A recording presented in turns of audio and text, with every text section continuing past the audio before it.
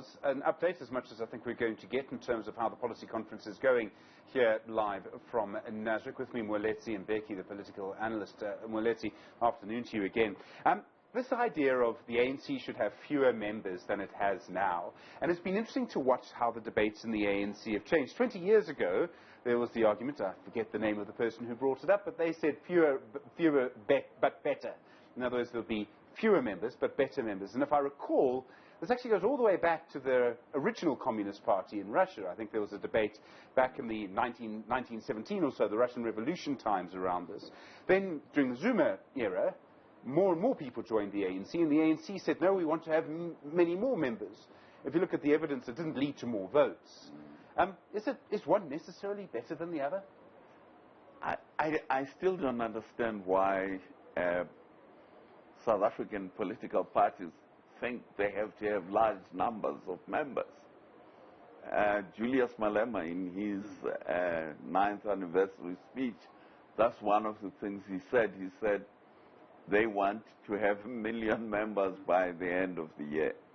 The ANC went on a drive to have 1 million members. But I still don't understand what is behind, other than telling the country that people love us. A lot of people love the ANC or EFF or whoever you are. I think that's more what's behind it than the practicalities of having a large membership. What does it actually mean practically? You see, one of the problems we have in the South African political parties have is we have no constituencies at the national and the provincial level. Now, it would make sense to have a large party if you have a constituency, because then you have people to go around doors, knocking doors, organizing constituency parties. But with the proportional representation system that we have, large numbers don't particularly mean anything.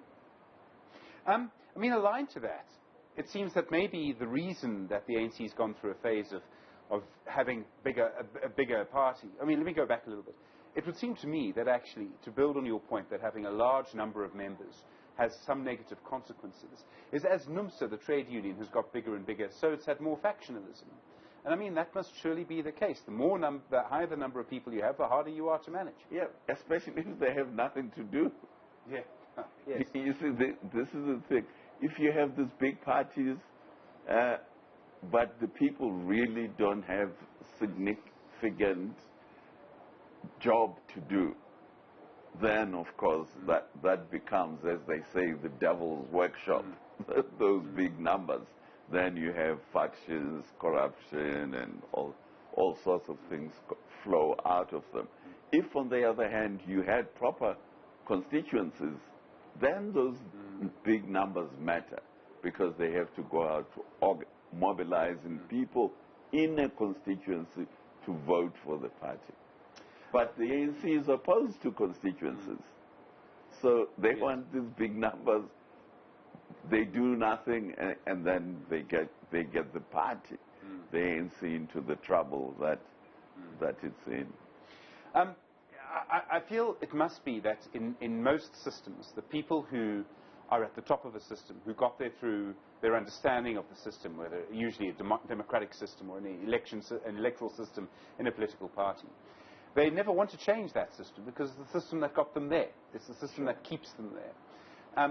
What seems to me to be the case is that the ANC went through a phase of having a large number of members, precisely because it's usually at a conference, one branch, one vote. So each branch sends a delegate. So the higher the number of branches, which means the higher the number of members, then the easier it is for you to win an election in the ANC. And isn't that, I mean, the ANC has spoken about this many times, that just before a conference it suddenly has a higher number of branches. You're never going to get away from it. Well, yes, I agree. Yes. I agree. Yes.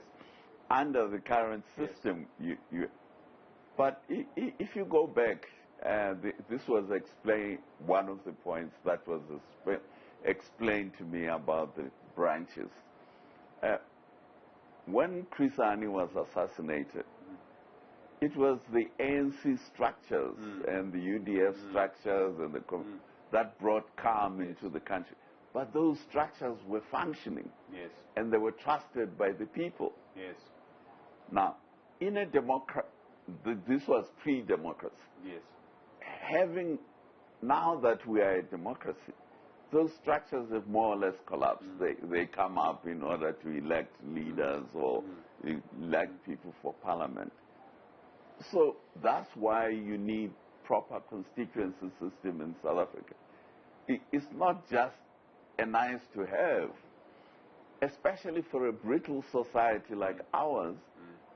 Political parties have to be very close to the people because we need to use the political parties to keep the peace, to explain to the population. And it's not just the ruling parties, the opposition parties as well. They have to be close to the people so that there is a conversation. We don't have such a thing in South Africa. And that's one of the reasons that you get explosions like we saw in July last year. So the politicians really are in a way playing with fire.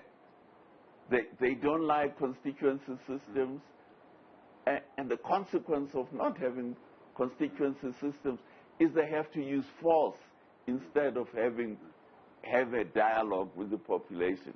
They have to use the police, they have to use the army. And now that's a downward spiral you don't want to get into.